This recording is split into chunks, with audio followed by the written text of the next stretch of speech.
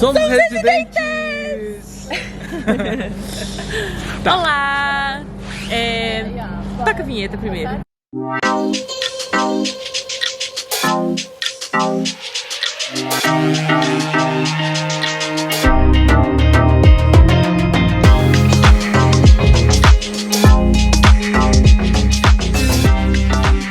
Oi todo mundo, nesse vídeo a gente quer contar a história de como que a gente de visitante virou residente permanente do Canadá. Basicamente esse é o nosso vídeo do nosso Plano Canadá. Hoje é dia 16 de novembro de 2021. No dia 12, sexta-feira passada, a gente recebeu a nossa confirmação final, que foi o e-mail do chama SCOPR, que é uma cópia eletrônica da residência permanente. E essa cópia ela nos deu já o nosso número de documento e tudo mais. Então o nosso processo foi finalizado e a gente finalmente virou residente do Canadá. E a gente veio contar pra vocês como a gente planejou isso e como de estudante a gente conseguiu entrar no processo de imigração pelo programa do Express Entry. Então agora a gente oficialmente pode falar que a gente é PR, a gente é Permanent Residents of Canada. Ei, finalmente! E aí? Finalmente não, foi rápido até na verdade. Foi muito rápido. Considerando os processos normais de tempo de processamento de outras pessoas e a questão do nível de dificuldade de pré-requerimentos, cara, a gente teve assim um processo muito suave, um processo muito rápido, um processo muito direto. A gente não teve que... Bom, a gente vai explicar do começo, tá? Tá bom. Como é que começou? Como é que começou essa história com o Canadá? Bom, o primeiro passo foi realmente eu vim de turista pra cá. Eu cheguei aqui no dia 5 de agosto de 2017 e quando eu vim de turista eu não planejava necessariamente ficar esse tempo todo aqui, mas cara, esse lugar é cativante, assim, entra na alma das pessoas e fala, você vai ficar aqui sim. Ele tinha conhecidos aqui de família que já são cidadãos canadenses há muito tempo e eles sempre convidaram, vem pra cá quando você terminar sua graduação, vem ver aqui, talvez você goste e tal. E aí o Gleison tinha planejado ir e passar 3 meses como turista aqui no Canadá. 6. Eu achei que 3, depois virou 6. Não, era 6. Tá. Aí o Gleison planejou de vir pro Canadá, ficar com esse amigo, com esse conhecido da família, pra ficar 6 meses, só pra ver realmente qual era o burburinho desse lugar. E aí? Poxa, 6 meses viraram 1 ano. E nesse período de 6 meses que eu tava aqui, eu falei com a Adrine, olha, eu não quero voltar pro Brasil agora, eu gostei muito daqui, eu gostaria de ficar um pouco mais. Por que você não vem estudar aqui? A nossa ideia inicial era da Adrine vir estudar, fazer um mestrado de 2 anos. E aí, ela fazendo um mestrado de 2 anos, a gente voltava pro Brasil no final desse tempo. E ela veio conhecer, assim, no meio do meu período, que eu tava aqui de 6 meses, de visita e tal. Deixa eu voltar um pouquinho. Na verdade, o Gleison chegou aqui em agosto, né, amor? Foi agosto. Então, agosto de 2017, eu comecei o meu estágio final da minha graduação lá no Butantã, em São Paulo, em agosto de 2017. Então, já 2 meses depois que ele já estava aqui, ele já tinha mudado essa ideia de ficar só 6 meses e voltar, porque eu ia fazer meu mestrado no Brasil e eu pretendia fazer também meu doutorado lá, ou pelo menos fazer um doutorado sanduíche em algum outro lugar. Eu não tinha ideia de fazer meu programa de pós-graduação completo fora do Brasil. E aí o que aconteceu é que em 2 meses que ele já estava lá, então isso já era setembro, se não me engano, setembro, outubro, ele falou, então, eu acho que você quer vir pra cá, olha um jeito de você vir pra cá. E foi quando eu comecei a olhar as possibilidades, os programas que eu conseguiria vir legalmente para o Canadá. Isso foi em outubro de 2017. E aí eu consegui ver os programas, achei um programa que ia me dar bolsa, ia me dar um visto de estudo e que daria a oportunidade do Gleison ter um visto de trabalho aberto. E que foi o programa que eu entrei. E isso foi em outubro. Em novembro, eu entrei em contato com o professor que ia me dar o aval para eu aplicar. E em dia 7 de janeiro, eu mandei a aplicação. Então, isso foi em quê? 4 meses, 4 né? meses. Ela mandou a aplicação, né? Só que, como eu falei antes, ela estava tentando aplicar para o mestrado. Ela mandou a aplicação para o mestrado. Falou, olha, eu gostaria de continuar minha graduação aí na Universidade de Toronto. E prosseguir meus estudos aí com vocês. E quando o professor dela, o orientador, deu uma olhada no currículo dela, ele falou: olha, Adeline, você já tem bastante experiência de laboratório, porque a Adeline ela fez um estágio já em Boston. Então, lá no estágio dela, ela ficou muito tempo no laboratório. No Brasil também ela tinha ficado muito tempo no laboratório. Ele falou: olha, você já tem tanto tempo assim de experiência, faz um doutorado direto. Aí ela: tá, beleza. Então, nosso plano daí já mudou para só ficar 2 anos, já ia estender para 5 anos, que seria o doutorado direto. Ela então aplicou para o doutorado ao invés de aplicar para o mestrado. E não ouvi nada. Eu apliquei dia 8 de janeiro de 2018 e não ouvi absolutamente nada. Aí o que eu fiz? Já faziam 6 meses que eu não vi essa doçura aqui. A gente já falou isso, mas a gente ficou 2 anos de relacionamento à distância. E sempre no meio do período desse ano que a gente fica separado, a gente tem que se ver. E aí eu planejei de fazer essa viagem para ir ver o Gleison. Isso foi em fevereiro, então eu ia ficar 1 mês entre fevereiro e março aqui. E aí eu acho que foi essa viagem que realmente mudou tudo, porque foi a minha primeira vez que eu cheguei no Canadá, mas chegando aqui eu tive a oportunidade de conversar com esse professor que me ajudou na aplicação, e ele me introduziu ao laboratório e ele mesmo conseguiu uma entrevista comigo com o pessoal da admissão da universidade. E eu não tinha ouvido nada até então. Só que nesse dia que ele me levou assim de surpresa para falar com essa pessoa da admissão, a gente teve uma conversa gigante, eu falei tudo que eu queria, tudo que eu pensava, e ele basicamente falou: tá bom, eu acho que você tá dentro. E assim que eu cheguei em casa, eu recebi o e-mail que eu fui aceita. Então isso significava que a partir de março eu poderia ficar no Canadá ou voltar pro Brasil para aplicar o visto. Olha a Elinha. Entre vida. Ai, Elinha! Vem cá, minha filha.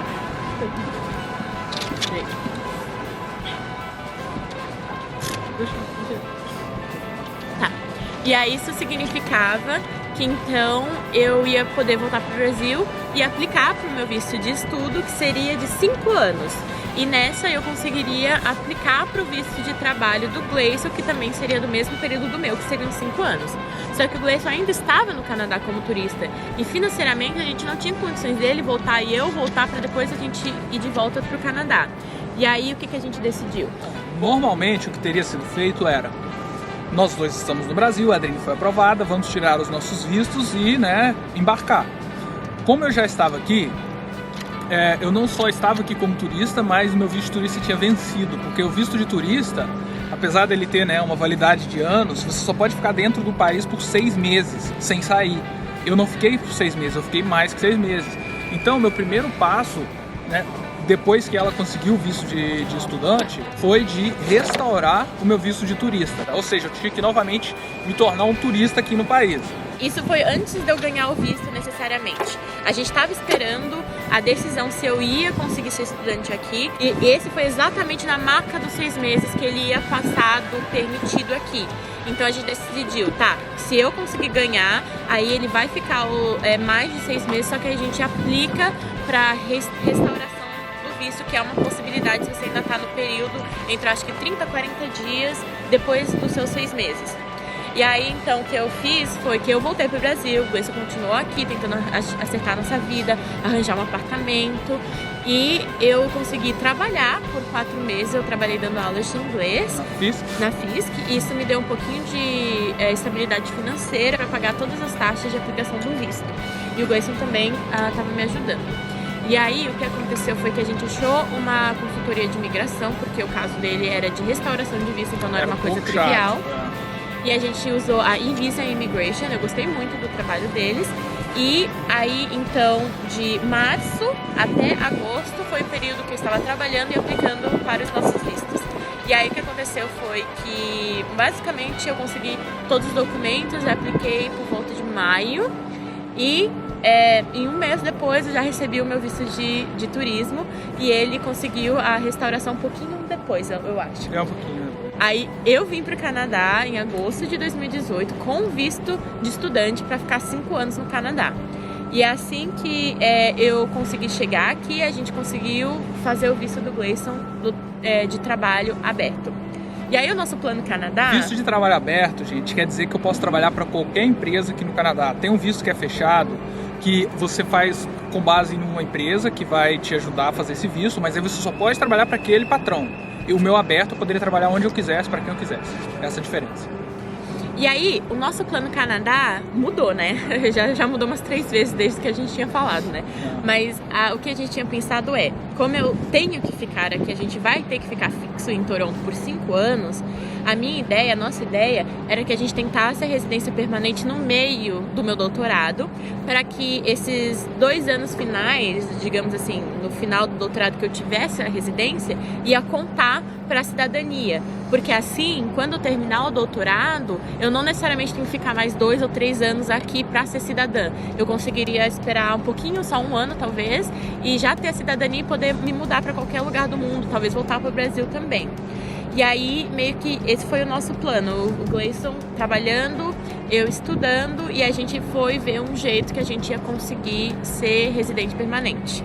O motivo que a Adriane fala de cidadania, ela fala poderia mudar para qualquer lugar do mundo ou voltar para o Brasil, é que a cidadania aqui no Canadá, ela não vence, ela não tem um prazo de expiração. Se eu me tornar cidadão hoje, no 2021, mudar para o Brasil e só quiser vir para o Canadá daqui a 10 anos, eu posso fazer isso. A residência permanente, apesar dela não ser revogável, digamos assim, existem algumas condições que você tem que cumprir para que você não perca a residência permanente.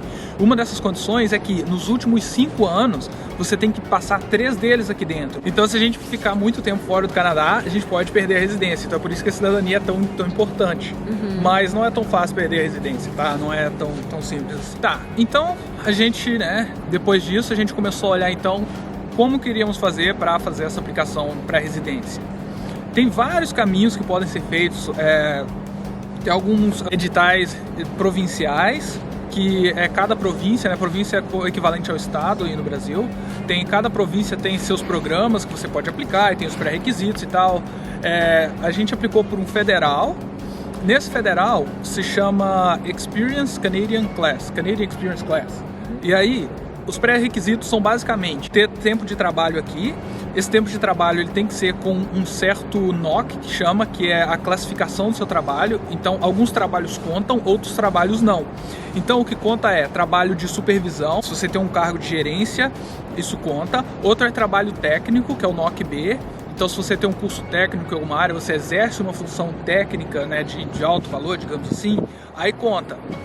E nesse sentido, eu tive até que mudar o meu trabalho, porque o trabalho que eu estava fazendo na construção não ia contar, porque o tipo de classificação simplesmente não era uma prioridade para esse programa que a gente aplicou, então não ia contar. E deixa eu fazer um adendo. Vocês vão ouvir muito, se vocês estão interessados nessa área, NOC A, NOC B, NOC C e NOC D. Essas são as diferenças dessas classificações. Então, basicamente, A e B tá bom para aplicar. Tem NOC 0 também que dá para aplicar. Tem 0. Então, tem 3 0, NOCs que aplica. Tá. 0, A, B, o C e D não. E o C e D não. E a gente não sabia se o dele seria bom. E aí, o nosso plano B é o outro processo de imigração. Então, se a pessoa que termina um doutorado na província de Ontário, automaticamente consegue aplicar pela residência. Então, se a gente não conseguisse aplicar para o Express Entry, eu ia esperar os 5 ou 6 anos do meu doutorado e aí automaticamente a gente ia conseguir a residência. Mas aí a gente ia ter que ficar uns 2, 3 anos aqui quietinha, entendeu? A gente ainda está no status de residente temporário, agora a gente é permanente. A gente antes estava no temporário. E se o meu processo não desse certo, porque nessa aplicação eu fui o aplicante principal. Se não der certo, a gente ia ter que esperar a Adriane se formar. Então, o primeiro pré-requisito é a experiência canadense. Se você não tem, não importa o quão bom você é nas outras áreas, você tem que ter aquilo. É um pré-requisito. Tá? Aí eles contam X números de pontos. Aí eles contam pontos para a idade, eles contam pontos para o nível de inglês, que também tem um pré-requisito mínimo do nível de inglês que você tem que ter. A gente poderia ter feito prova de proficiência de francês para aumentar os pontos, aí já não é mais um pré-requisito, é só para questão de pontos, porque cada coisinha que você coloca lá, eles te dão um ponto. É tipo assim, eles olham pra você e vê o quanto você vale, sabe? Se você tem graduação no Brasil, você fez a certificação da sua graduação pra cá, você ganha mais pontos. Se você tem mestrado, você ganha mais pontos. Se você fez medicina, você ganha mais pontos. Se você tem parentes aqui, você ganha mais pontos. Se você é jovem, você ganha mais pontos. Se você é velho, você perde um pouco de pontos. Então é uma questão de poderíamos ou não poderíamos. E aí, o que aconteceu? A gente pagou uma consultoria privada com a Kitty Avelino do Go North, que eu adoro ela, confio muito nela. Fiz um vídeo com ela antes disso tudo, pra saber quais eram as nossas condições. Isso foi em Janeiro desse ano. Acho que foi janeiro de 2021. E aí, o que ela falou basicamente é que, de acordo com o NOC do Gleason, a gente poderia aplicar, mas muito provavelmente a gente precisaria de pontos extras e a gente ia ter que fazer prova de francês, porque na época a nota do Express Entry estava meio alta ainda, né? Tava muito alta. Tava assim, só pra vocês terem uma ideia, essas notas elas variam normalmente entre 600 e 700. Essa é a média, assim. Aí cada coisa dessa é um ponto. Por eu ter experiência aqui no Canadá, eu não sei o ponto de cabeça. Vamos supor assim, você tem 100 pontos. Se eu tenho um ano, eu tinha um ano só. Se você tem 3 anos de experiência, aí já aumenta para 200. Se você tem 5 anos, aumenta para 300. Então, quanto melhor for os pré-requisitos, né? Quanto maior for a sua nota de inglês, mais pontos você vai ganhar. Então, o problema era que eu só tinha um ano de experiência canadense. Então, isso me dava pouco ponto. E eu não tinha nenhum ponto de experiência brasileira. Nem eu também não tinha experiência de trabalho que contasse no Brasil e nenhum de nós tem uma graduação ou um curso de college ou um curso técnico no Canadá que também conta pontos. Então, educação canadense conta pontos. Mesmo eu fazendo doutorado, isso não conta, só conta se eu tiver um certificado e mostrar que eu fiz. E aí o que aconteceu? Tudo mudou. Cara, eles começaram a baixar a pontuação. A gente viu um edital que eles pediram 70 pontos, 70, de 600 e tantos, 700, os caras baixaram para 70. A gente falou, pô, vamos fazer a prova de inglês, o resto dos documentos é relativamente fácil de conseguir e vamos botar o nosso perfil lá e ver o que acontece. E aí a gente foi logo, marcou a prova de inglês para uma semana depois daquela data, 10 dias, alguma coisa assim, estudou, foi lá, fez a prova de inglês. E essa parte de planejamento foi assim muito supetão. Tem pessoas que planejam fazer curso de inglês para preparação do IELTS 3 meses antes, ou fazer francês. A gente literalmente falou, a gente se arriscou, né? A gente teve um momento de fé e falou, eu acho que tá descendo, eu acho que talvez, eu acho que a gente tem que estar com o nosso perfil lá, a gente tem que estar com o nosso nome lá. E a gente meio que teve um ato de fé, tipo, a gente se arriscou. Porque em vez de a gente planejar com muita antecedência, não, vamos fazer em julho, vamos estudar para a prova desde fevereiro, a gente falou, mano, e se baixar de novo, se continuar baixando, nosso nome tem que estar lá, porque vai que a gente tá nessa que eles decidem fazer um ponto baixo.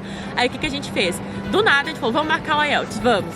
A gente conseguiu uma data de uma semana, e aí a gente marcou o IELTS pra uma semana depois, a gente estudou assim uma semana só de supetão, falou, vamos ver o que dá, se a nossa nota não for boa, a gente refaz, a gente pelo menos vai ter uma ideia do que a gente precisa, se for realmente ruim, aí a gente sabe que a gente vai ter que fazer o francês, então vamos só fazer. E aí a gente fez. E o que aconteceu, amor? Pô, só notão, velho. Tirei 8. E Gleason tirou? Você tirou o máximo no reading, não foi? Eu tirei o máximo. Na prova de leitura, ela zerou a prova, não errou nenhuma, mano. E detalhe, no meio da prova, eu consegui desligar o computador. Eu tava assim, toda, sabe? Serelepe, mexendo, assim, pensando. E aí, mexendo minhas pernas, eu dei um chute. Não dei um chute, né? Eu só, tipo, mexi a perna. Quando eu vi, eu puxei um cabo. E o computador, pum, desligou. Ficou 10 minutos desligado. Então, tipo, foi muito sorte que quando ligou, toda a minha escrita ainda estava lá.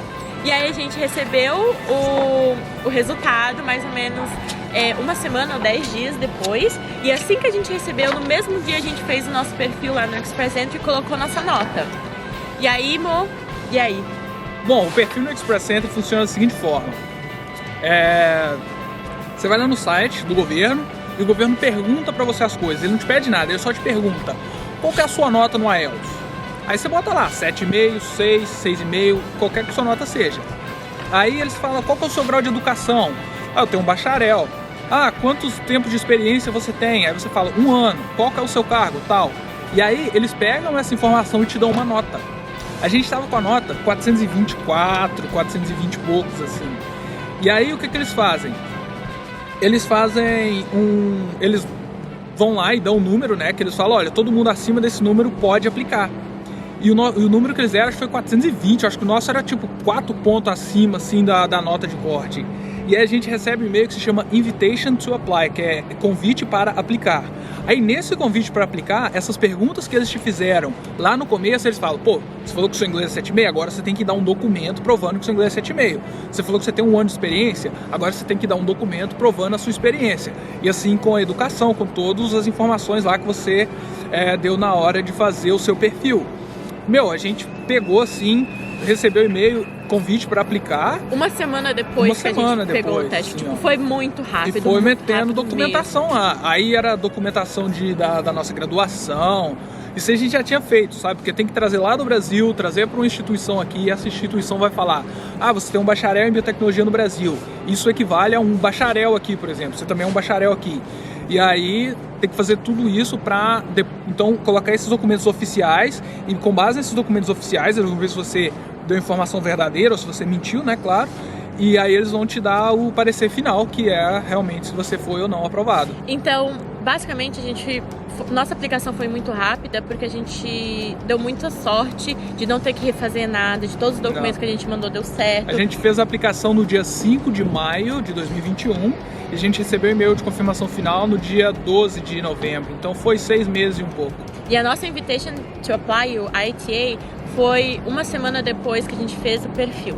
E aí, a gente teve que tirar, né, certificado de antecedentes criminais em todos os países que a gente morou. Você tem que falar onde você morou, o que você fez dos últimos 10 anos da sua vida, você tem que falar o que você estava fazendo em cada um desses dias.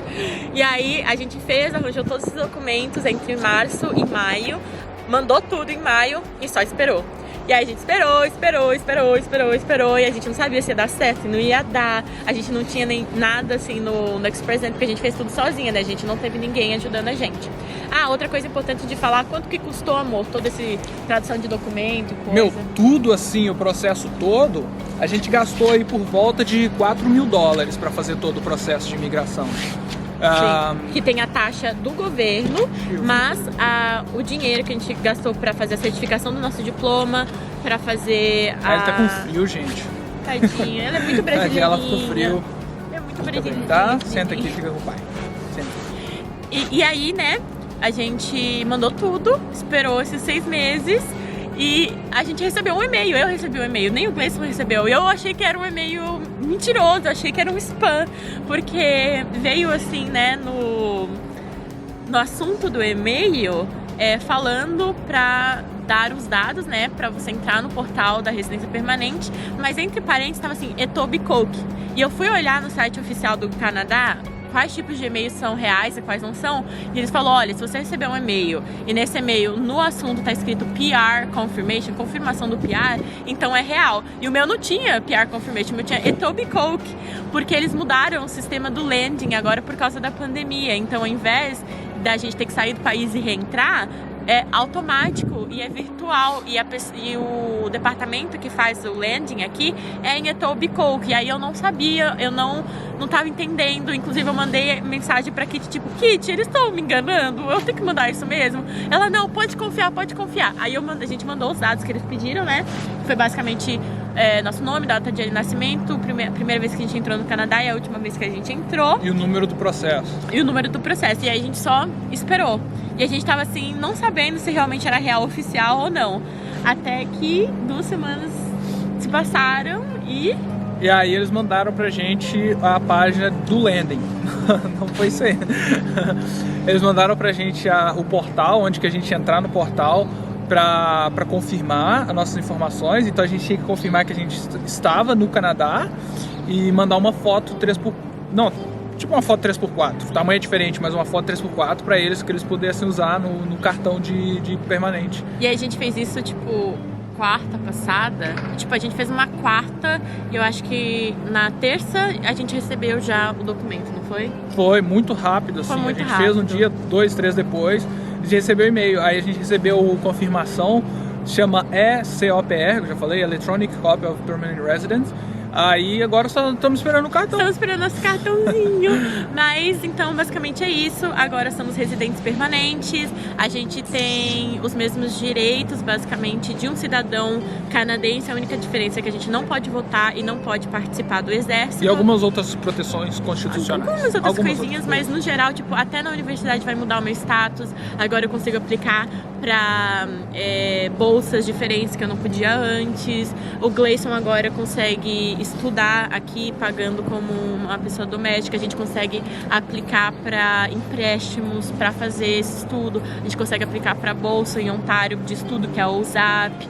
Então a nossa vida, tipo, vai mudar. Inclusive, se a gente quer ter filhos, se a gente for precisar fazer fertilização in vitro, o governo vai dar um ciclo, porque a gente é residente permanente cidadão, é a mesma coisa, né? Não daria se a gente fosse internacional.